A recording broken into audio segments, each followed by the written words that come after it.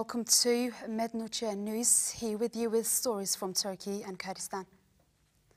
Geneva II negotiations finished without any progress after the second rounds yesterday.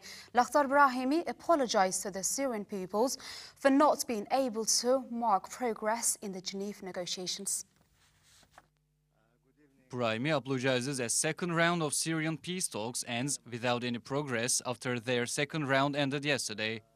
The peace negotiations in Geneva end after the end of the negotiations in the first round without access to the result. Lakhdar Brahimi said the second round did not reach any result as well.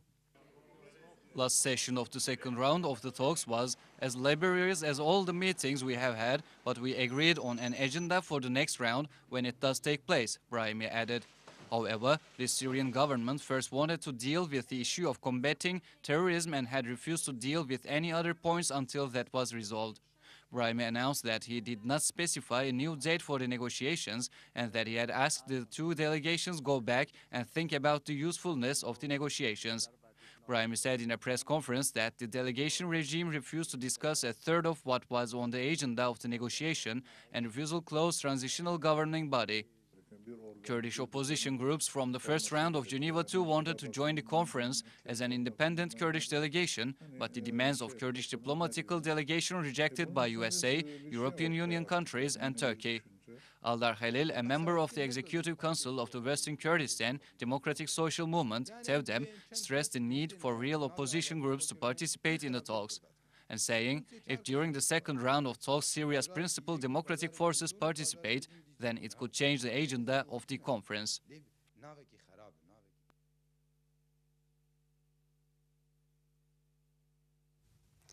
Let's continue with this subject. Joining me now, Mr. Ahmet Shemo, a member of the PYD Foreign Affairs, is on the line with us. Good evening to you, Mr. Shemo. Good evening. Mr. Shemo, to start with, I would like to ask you, could you tell us, was you expecting such a decision from Geneva II conference? Yeah, Geneva second conference was supposed to be negotiation for the political settlement based on the Geneva I resolution. And since the USA and Russia and the UN organizing this arrangement and agreed about the negotiation, and they're to promote, frankly, their interest in this conflict. And the main mistake, I think, the organizer did, that they appointed the Syrian coalition as the main opposition forces and excluded another democratic opposition and their demand and another ethnic communities in Syria. And regarding this, so the Kurds have been excluded from this negotiation, and the first of because the main negotiation opposition was the Syrian coalition, and as a PYD we have been invited, but conditionally, and the condition was undemocratic and unfair.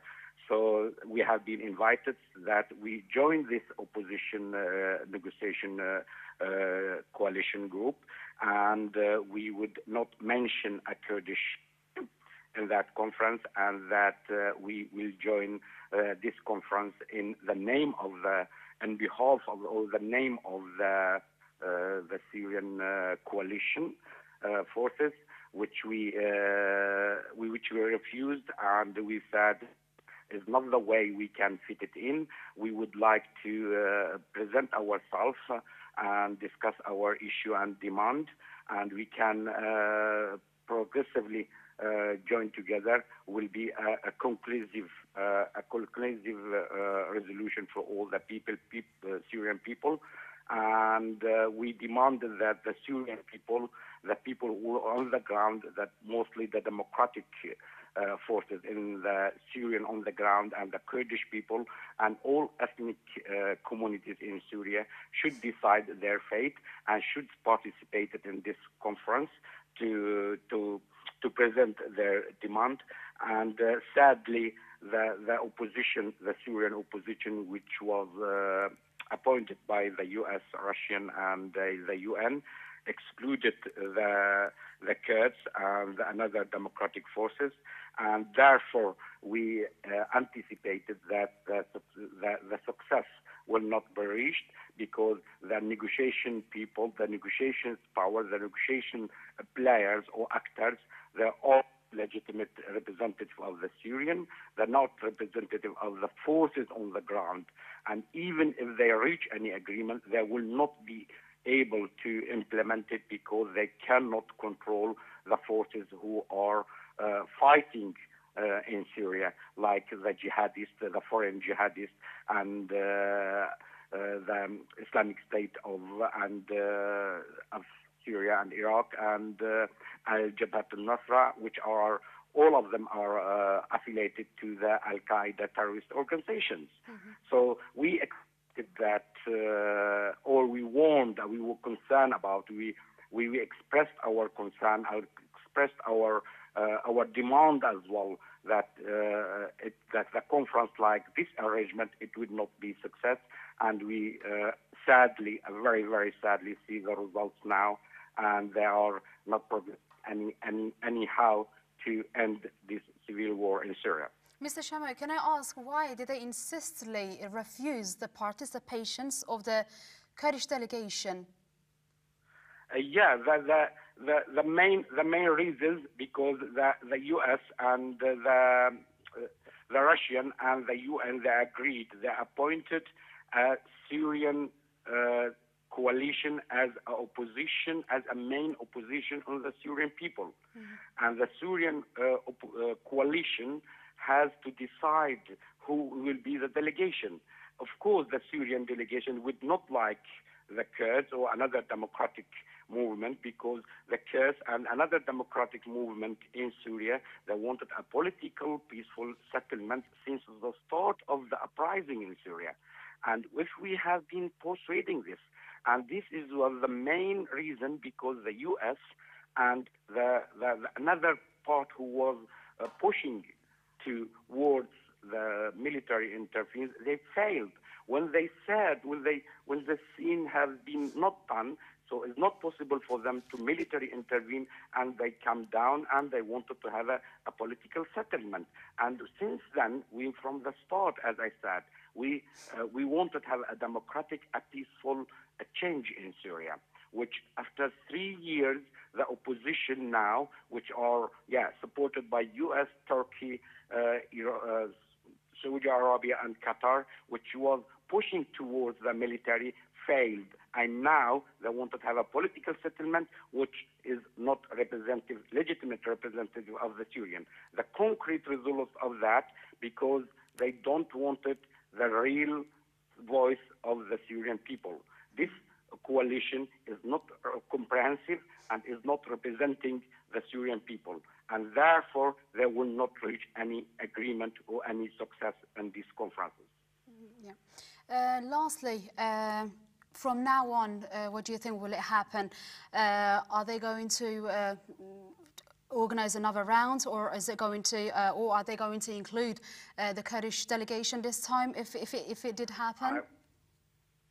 Sadly, very, very sadly, I think the process, all the process of Geneva, starting to go into very, very dark obstacle and very dark channel, and we don't know what is going to happen, and unfortunately, and it was a good, very, very good opportunity for the Kurds, and the Kurds have been demanding that to participate on their name and in their independently, and to demand their legitimate rights to negotiate it in this settlement, but unfortunately had been refused. And after the first round, it was some attempt to expand the opposition's delegation, and unfortunately failed again, because it was the same thing.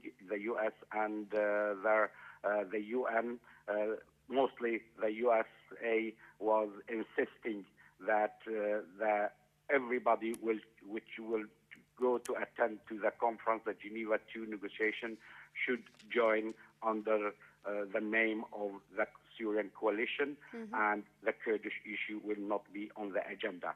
which is a very, very undemocratic, unfair exclusion of the democratic movement in all Syria. Ahmed Shemo, thank you very much for joining us, member of PYD's Foreign Affairs. Thanks for your evaluation. Thank you. Thanks.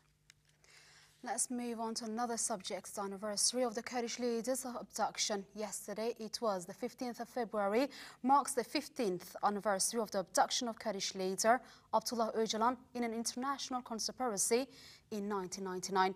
Let's go back to 15 years ago and see what had happened during these years. On 15th of February 1999, Kurdish leader Abdullah Öcalan was captured in Kenya by Turkish special agents acting in connection with CIA and Mossad while en route from the Greek embassy to Nairobi airport. The capture of Turkey's enemy number one was claimed by the authorities in Ankara as their victory against the Kurds, who had been waging a mass uprising against the policies of denial and discrimination, a struggle Öcalan had led since the 1980s. The capture of their leader was regarded by the Kurds as the outcome of an international conspiracy involving the security services of several nations, including the CIA, MI5 and Mossad. Öcalan's capture was followed by a show trial during which Turkish prosecutors sought to portray the Kurdish leader as a terrorist. Instead, Öcalan used his defense to articulate the case for peace and reconciliation between Turks and Kurds based on recognition of their cultural and national differences within a unitary state. His political ideas have been released into the public domain as his defense statements, sections of which were published in English in the book Prison Writings by Pluto Press in 2007 and in a second volume which appeared in 2011. The Kurdish leader's proposed roadmap appeared in English just over a week ago. For many years, Öcalan was held in solitary confinement in hazardous conditions on İmralı Island off the coast of Istanbul. His health condition is said to be deteriorating because of the harsh environment of the prison. But despite all his personal difficulties, Öcalan has continued to play a central role in Turkish politics and exerts an influence among the Kurdish movement that cannot be ignored. He has advocated a negotiated settlement by putting forward detailed proposals calling on both sides to take steps to bring about a permanent end to the conflict. He has used his stature among the Kurds to urge repeated unilateral ceasefires on Kurdish guerrillas to give peace a chance, which they have repeatedly adopted in the face of continued aggression by the Turkish military. Insisting that he is a political prisoner, Öcalan and the Kurdish national movement have maintained a consistent stand for a peaceful conclusion to the conflict based on the achievement of justice for the Kurdish people. Through continuous discussions, their proposals have evolved into the current demand for democratic autonomy inside Turkey, a policy which envisages the guaranteeing of local decision-making powers in the regions over social and cultural rights, such as the use of the Kurdish language and mother tongue education, thus fulfilling long-standing key Kurdish demands. What is clear is that Turkey over the years, since Öcalan's detention, has failed to achieve the elimination of the Kurdish movement, just as it has failed in its insistence on seeing Abdullah Öcalan as a criminal or terrorist. Recent news of talks taking place between Öcalan and representatives of the Turkish state underlined the gradual realization on the Turkish side that Öcalan's influence remains crucial to achieving an end to this protracted conflict.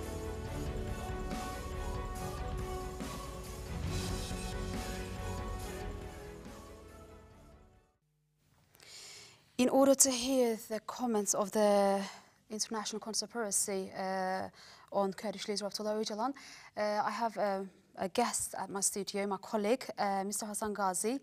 Welcome to our news bulletin. Thank you. Mr. Ghazi, to start with, as we know, yesterday was 15th of February and it was the anniversary of the abduction of Kurdish leader Abdullah Öcalan.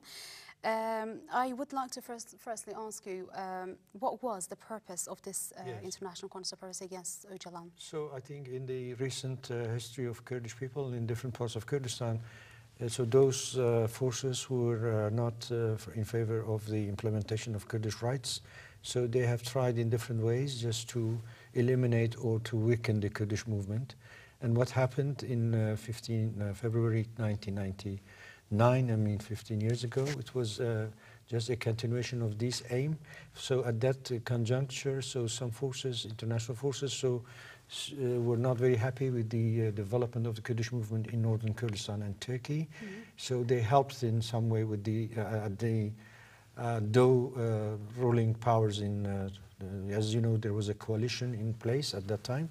And it is clearly established that international, especially the, let's say, agencies, the secret agents were involved, especially Mossad and the other forces, even Americans were very much informed about that. And I think the main aim of the Turkish state at that stage, when they pressurized Syria to ask Mr. Öcalan to leave the country, and later his capture, they were thinking that by doing this, they were really defeating the Kurdish movement. But because of the depth of the movement itself, Kurds in northern Kurdistan, they could very easily, in a very short period of time, just to make the continuation of the struggle even without Öcalan. And then in recent years, I think his role in just propagating for peace, a peace solution and a coexistence between Kurds and Turks and other nationalities within the framework of Turkish state. So it is really a model that could solve many problems in the Middle East in general. And so can I ask the impact, the result of this abduction of Öcalan? Yeah, the abduction had, as I said, it has a very left a very deep imprint on the, let's say, the mentality of the Kurds. And as we saw yesterday, for instance, in different places, not just in northern Kurdistan, but in the Rojava especially, and in different European cities. So there were demonstrations, and it shows that the Kurds, they are really just try to have a very strong, let's say, memory of what happens to them. So I think it's very, especially this year, because as you know, the peace process between the Kurds and the Turkish central government, it's not working very smoothly. And recently, I think it was the day before yesterday, that some of the Kurdish MPs who are in contact with Mr. Öcalan, they gave an interview, and they said that he's not very satisfied about the movement of the so-called peace process, and he is not very happy about that the present AKP regime, this government, doesn't do anything practically in order to come to the stage of real negotiations with the Kurds. And but you know, as we know, Öcalan has been playing an active role in peace process.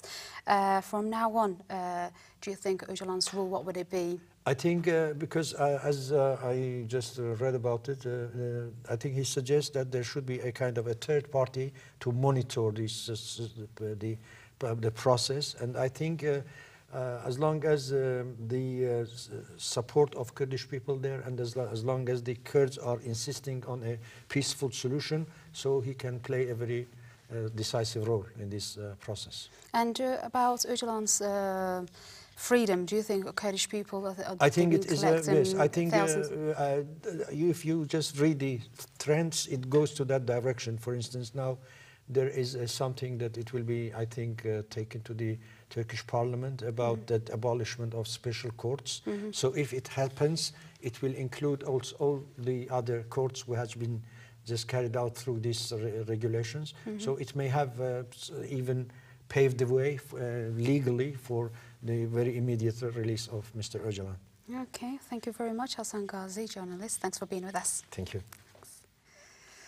To mark the 15th anniversary of the abduction of Kurdish leader Abdullah Öcalan, massive marches, press statements, meetings and demonstrations were organized across northern Kurdistan, Turkey and Europe, while every year on 15th of February, Kurds come together in Strasbourg to protest the day.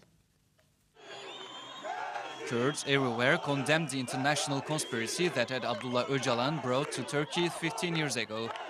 Millions of people in North, South, West and East Kurdistan and in the cities of Europe and Turkey poured onto the streets to condemn the conspiracy against Kurdish people's leader Abdullah Öcalan and demand his freedom yesterday. The Kurds marked the 15th anniversary of Abdullah Öcalan's capture with a magnificent display of solidarity, launching the start of a freedom march. In Amed, the heart of Kurdistan, hundreds of thousands flocked to the Freedom for Öcalan march. In Van, Şırnak, Jolemerk, Mardin, Mersin and Istanbul and other cities, shops stayed closed and people were on the streets. People also held torch-lit rallies and protested in Izmir, Manisa, Antalya, Konya, Muğla, Adana, Mersin and Istanbul. The police attacked protesters in many cities without warning, firing plastic bullets and gas cartridges.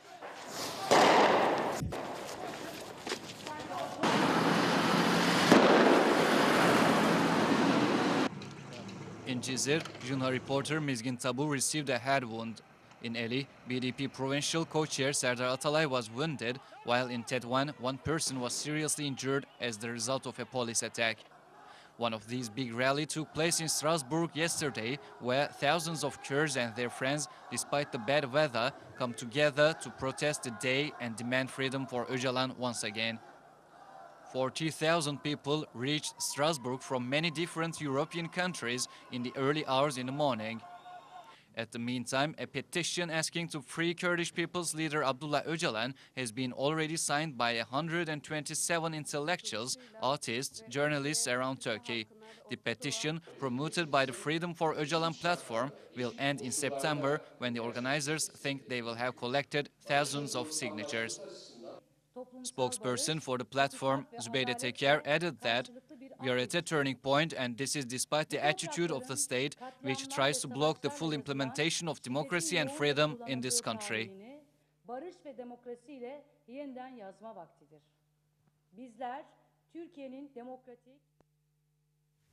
Kurdish people around many cities of Kurdistan took streets and demonstrated the international conspiracy against Kurdish leader Abdullah Öcalan. We've got some footages from many cities of Kurdistan. Let's watch these scenes together.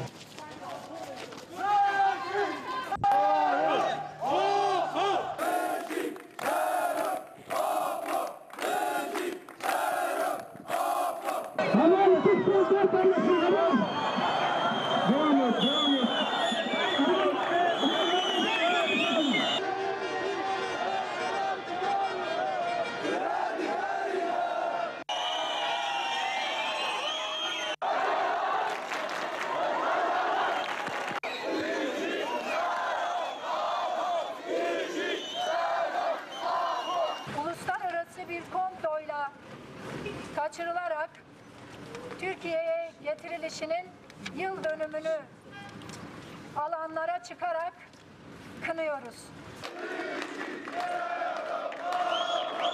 Proje Serok Öcalan'ı, proje başkanı koyuyoruz.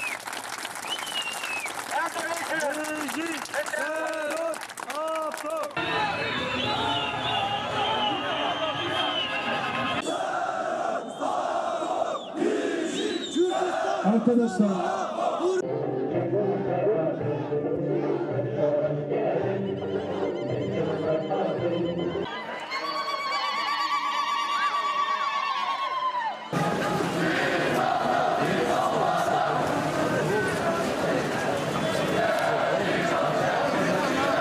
16 yıldır esaret altında bulunan Kürt Halk Önderi Sayın Abdullah Öcalan bir an önce serbest bırakılmalıdır.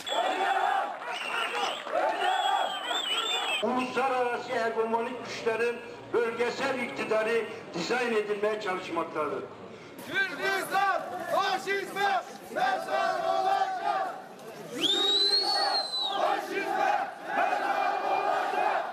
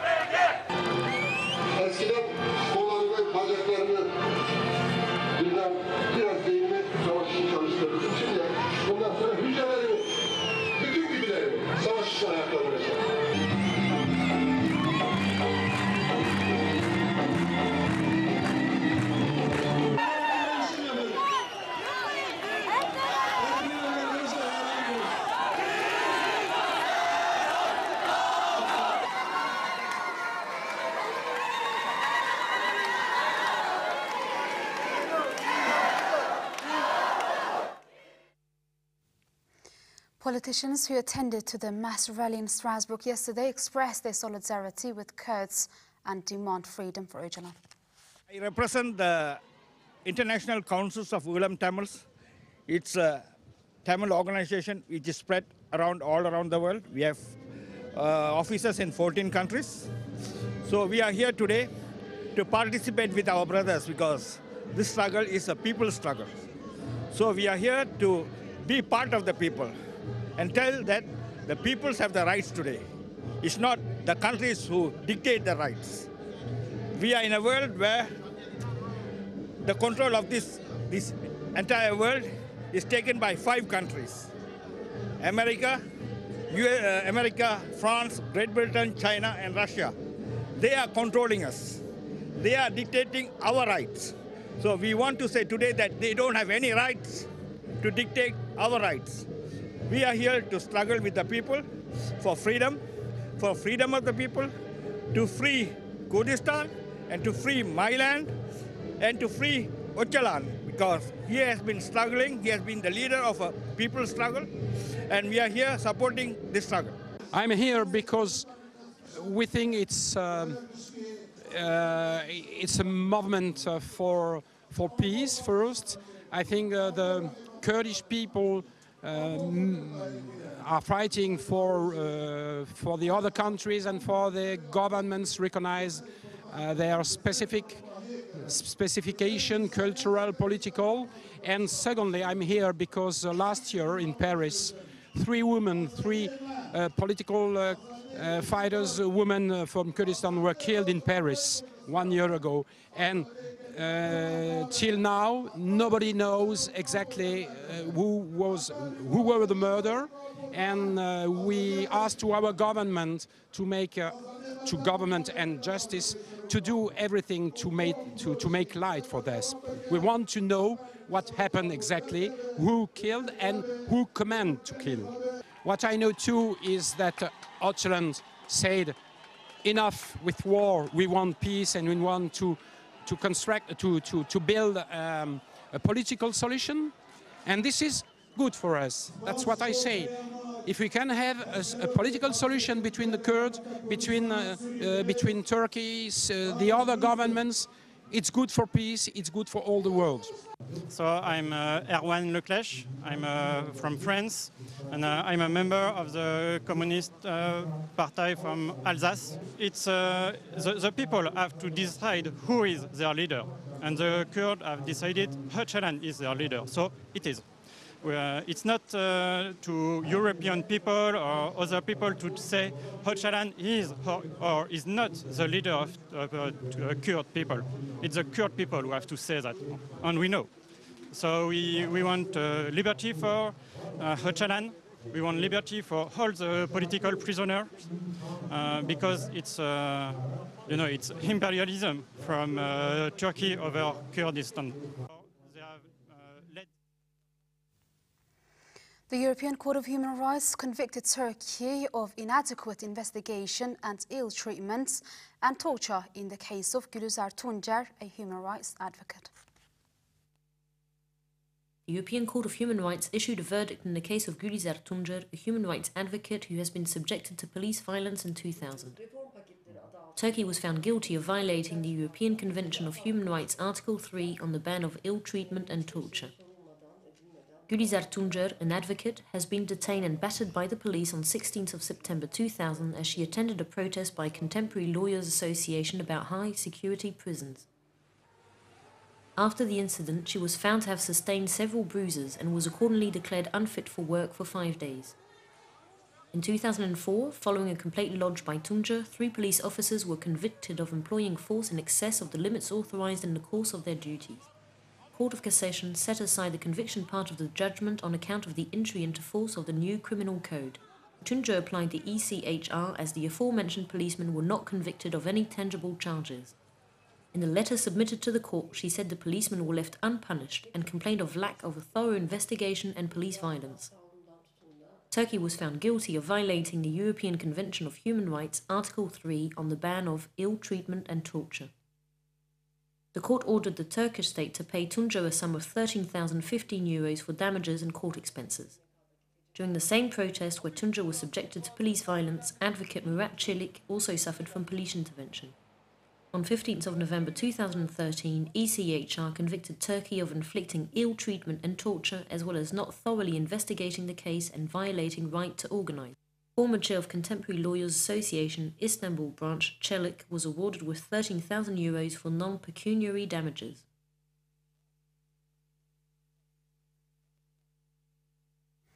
In a statement signed by 150 academics, most of them professors and jurists, declare that Turkey has fallen into circumstances similar to extraordinary situation. In a statement signed by 150 academics, most of them professors and jurists, declared that Turkey has fallen into circumstances similar to an extraordinary situation, where the principles of adherence to the law has been suspended and the risk has emerged of a sudden shift towards the unification of powers, whereby the executive could take over both the legislative and judicial powers. The text read as follows. The fact that thousands of public employees were abruptly removed from their positions and the changes planned in the structure of a key judiciary institution may undermine respect for legal security principles and jeopardize the legitimacy of the legal order. It is clear that there was systematic use of manipulated and/or fabricated evidence by the specially authorized courts dealing with cases such as Ergenekon, Sledgehammer and KSK.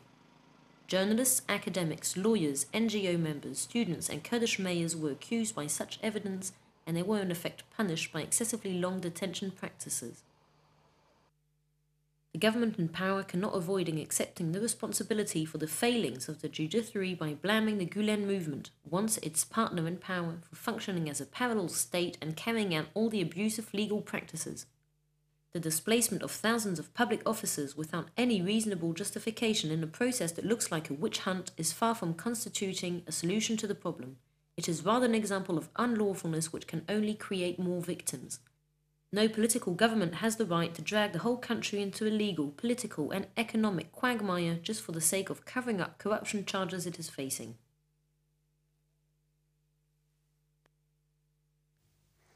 Millions of Syrians are trapped in hard-to-reach areas across Syria because of the war.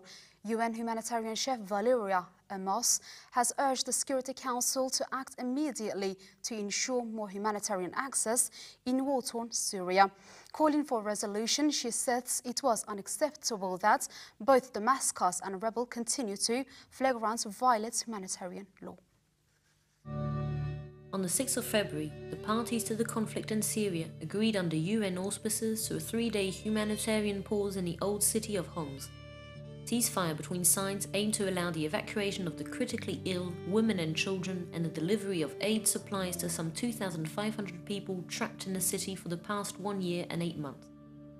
UN agencies, including the Office for the Coordination of Humanitarian Affairs, the United Nations High Commissioner for Refugees, the World Food Programme and the International Organization for Migration, working alongside the Syrian Arab Red Crescent, met the evacuees, provided them with food and medical care.